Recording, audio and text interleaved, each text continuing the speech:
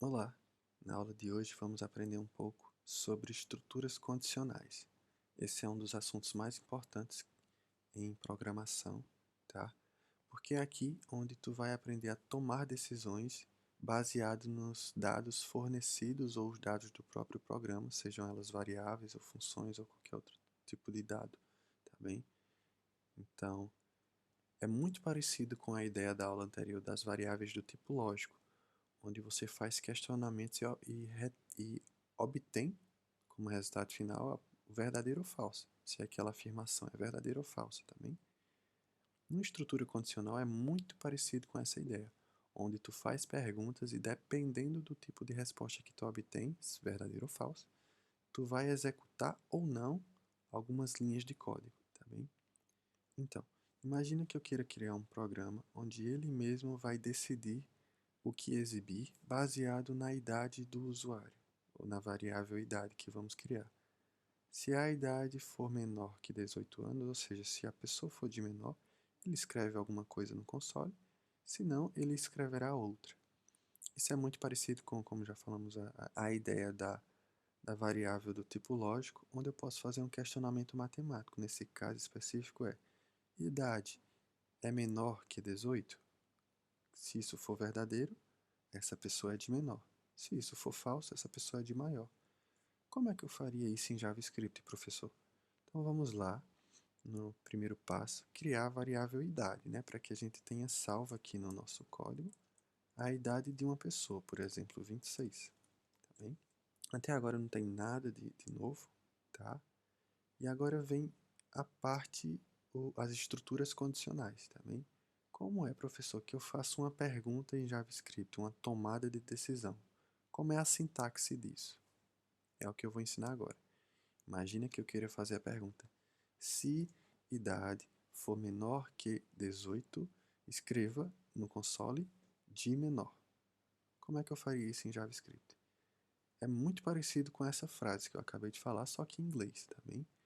E o se em inglês é a palavra if. E a estrutura base do if, né, é assim. Você começa com a palavra if, se, coloca parênteses e aqui dentro é onde é que vai ficar a tua afirmação e ele vai verificar se é verdadeiro ou falso. Muito parecido com a ideia da variável booleana, né, da variável lógica, onde a gente faz uma coisa menor que a outra, uma coisa maior que a outra, e ele verifica lá se é verdadeiro ou falso. E essa chaveta de abertura e de fechamento é onde vai ficar o bloco é onde vai ficar o código, né, que será executado caso essa afirmação seja verdadeira. Se essa afirmação que estiver aqui dentro for falsa, o teu JavaScript vai ignorar tudo que tiver entre essas chavetas, tá bem? Então vamos lá. Qual é a pergunta que eu disse que eu queria fazer? Se idade é menor que 18, né? Perdão, 18 anos. Se isso for verdadeiro, eu quero que ele escreva no console a palavra, vamos lá, a palavra não, a frase, sou de menor. Ponto. Atualizei, nada aconteceu. Por quê? Porque essa afirmação é falsa, né? Eu tenho 26 anos, logo, 26 é menor que 18? Falso. Se isso é falso, ele vai ignorar tudo que está entre essas chavetas de abertura e de fechamento desse bloco if. Tá bem? Professor, e como é que eu faço o contrário? O caso não, caso contrário, escreva sou de maior. Como é que eu faço isso em JavaScript, professor? Ok. Em inglês seria else, que é o se não. Se não, escreva no console sou de maior. Tá bem? E olha lá no console, sou de maior. Por quê? Ele fez essa primeira pergunta, verificou que é falso. Se esse if é falso, o JavaScript vai pular diretamente para o else, tudo que tiver entre as chavetas do else. Ok? Vamos fazer outro teste aqui. E se a minha idade fosse 12 anos? Salvar. E o que é que apareceu? Sou de menor. Por quê? Quando o JavaScript começou a executar nosso código e chegou na linha 5, ele percebeu que tem uma pergunta, uma condição. E ele verifica. Idade, que no caso é 12, menor que 18? Verdadeiro. Idade é menor que 18. Então ele executa tudo que está dentro da chaveta do if, tá bem? Do bloco if, e ignora tudo que está no senão, no else, tá bem? E foi assim que ele chegou a executar o menor, tá bem? Se você colocar exatamente 18, o que é que vai acontecer? Idade igual a 18, o que é que ele apareceu aqui? Sou de maior. Vamos ver se é verdade.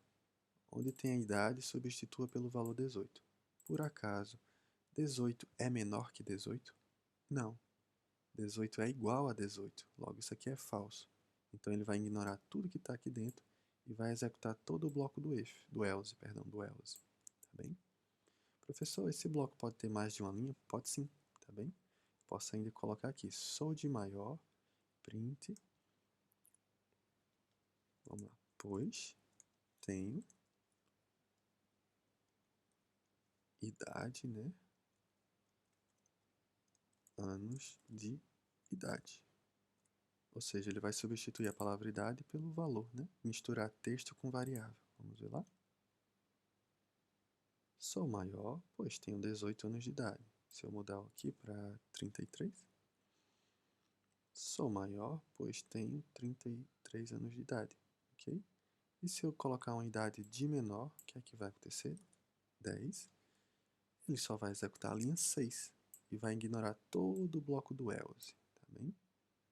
Como no bloco do else só tem uma linha, ele só executa uma linha. Se você quisesse executar essa linha também, é só colocar aqui dentro do bloco do if, tá bem? Lá está. Aí você percebe uma coisa, professor, essa linha 7 é exatamente igual à linha 11. Se eu vou executar essas duas linhas de todo jeito, seja ela sendo menor de idade ou maior de idade, eu posso colocar isso do lado de fora desses dois blocos, né? Por quê? Porque tudo que não pertence a esses dois blocos condicionais será executado, tá bem? Então, para a gente evitar a copiar duas linhas, né, a criar, digitar duas linhas exatamente iguais, para a gente preservar uma linha de código, duas linhas de código, tá? E deixar de fazer coisas copiadas, a mesma coisa, a gente pode criar um código mais eficiente e colocar isso aqui do lado de fora, pois mesmo que ele seja de menor ou que ele seja de maior, de todo jeito eu quero escrever isso aqui da mesma forma, então eu posso colocar do lado de fora dos condicionais, logo após. Lá está. Por quê? Ele faz a pergunta, vê qual é o bloco condicional que essa pergunta se encaixa melhor. Logo em seguida, quando terminar de fazer a pergunta, ele continua normalmente o programa, executando todas as linhas de código aqui abaixo. Tá bem? Então lá está. Mesmo ele sendo de menor, ou mesmo ele sendo de maior, a linha 12 sempre está sendo executada. Tá bem? Se essa pessoa tiver 98, a linha 12 foi executada novamente. Tá bem? E como é que a gente pode misturar isso com, por exemplo, o P5, né? A biblioteca que estamos a trabalhar agora. Vamos deixar de brincar um pouco com o console e vamos passar a mexer no Canvas, né? Que é algo bem melhor. Então vamos lá. Vou continuar com a idade aqui.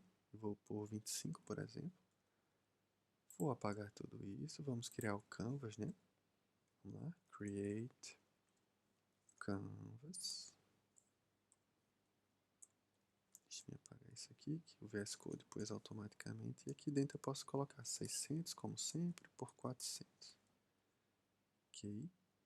E aqui dentro vamos pôr aquela função background color, perdão, background, né? Com a cor dentro. Eu quero, por exemplo, um cinza um pouco claro. Então, esse é um bom cinza, acredito eu. Exatamente. Então, vamos lá. Se eu quisesse, então, criar um quadrado vermelho, toda vez que isso aqui fosse uma pessoa de menor de 18 anos, e criar um quadrado verde toda vez que fosse uma pessoa maior de idade, como é que eu faria isso? Mesma coisa, né? Vamos lá. Vamos criar aqui um rect. Melhor, um círculo. Acho que o círculo vai ficar melhor nesse caso. Circle. Tá bem? Na metade do ecrã, 300 por 200, com 100 pixels de diâmetro. Lá está. Antes disso, eu quero colocar um fio vermelho, por exemplo, caso ele seja de menor, ou então um fio verde, né, um preencha fio verde, caso ele seja de maior. Como é que eu faço isso?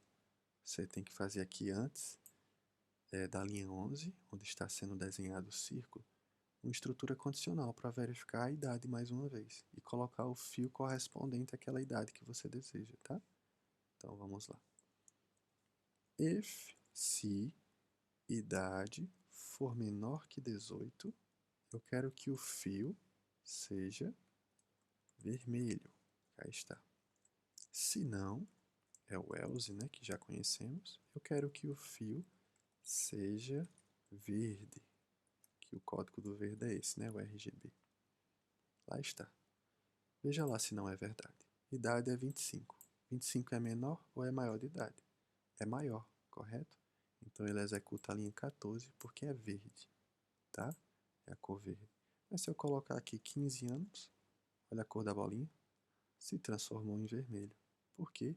Porque ele fez essa pergunta aqui, idade menor que 18? Verdadeiro. Executa a linha 11 e ignora todo o else. Depois desenha um círculo, tá bem? E lá está. Professor, como é que eu posso fazer isso ainda melhor? Então vamos fazer um desafio aqui, um pequeno desafio. Vamos criar um círculo que segue o mouse, como a gente já criou em umas aulas anteriores, tá bem? Vamos lá. Ignorar isso aqui. Vamos criar um círculo que segue o mouse. É só chamar mais uma vez a variável mouse x do P5, né, dessa biblioteca, e a variável mouse y, tá bem? E a partir de agora, a bolinha vai seguir o mouse, né? Porque o mouse X e o mouse Y está atualizando a cada novo ciclo do draw, a cada novo frame, a igual com a posição do mouse, não é isso? Aí está. Só que eu quero fazer uma questão, uma coisinha aqui. Eu quero que toda vez que essa bolinha estiver do lado direito, né, da metade desse canvas para a direita, ele fique com a cor verde, a bolinha, e quando ele tiver da metade desse canvas para o lado esquerdo, que ele fique com a cor vermelha. Como é que eu faço isso? Isso é uma condição, né? E é por acaso a gente sabe quem é a metade disso aqui, horizontalmente falando, tá? Quem é? Bem, se o canvas tem um comprimento de 600 pixels, isso quer dizer o quê? Que a primeira metade vai de 0 a 300 e a segunda metade, né, o da direita, vai de 300 até 600. Então a gente já sabe qual a pergunta que fazer, né? Se mouse X for menor que 300, a bolinha é vermelha. Se não, a bolinha é verde. Simples assim. Vamos ver lá. Se, if, a variável mouse x for menor que 300, fio, ou seja, pint, né? Nossa bolinha, nosso círculo, vermelho. 255,0,0. Se não, else, pint, fio, a bolinha de verde. 0,255,0, ponto e vírgula. Vamos ver se isso está a correr bem. Olha lá. Deu para perceber? Quando ele está na primeira metade da esquerda, ele está vermelho. Na segunda metade, fica verde.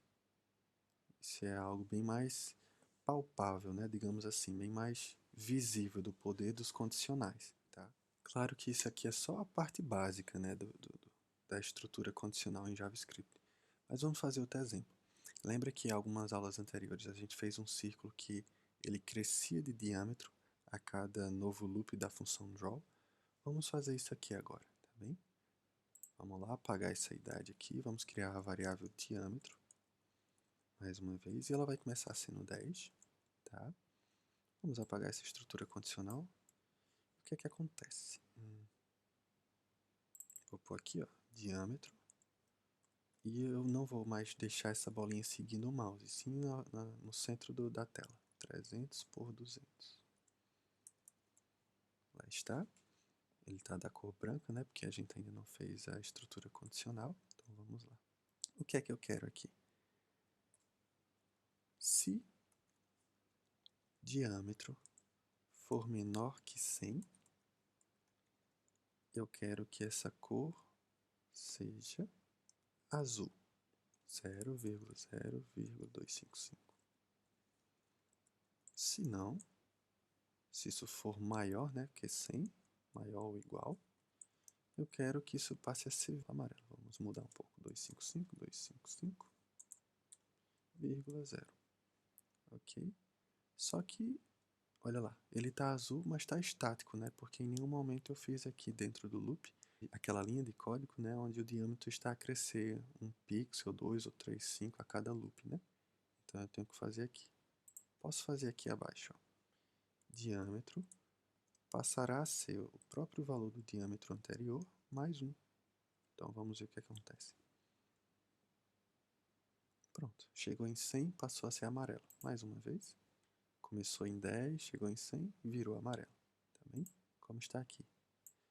Então, para essa aula de hoje isso foi tudo. Essa é a parte inicial das estruturas condicionais em JavaScript, tá? Mais à frente vamos ver uns detalhes a mais, algumas estruturas adicionais a isso aqui, tá? As estruturas condicionais para aumentar esse teu leque de conhecimento. Mas por enquanto já está muito bom.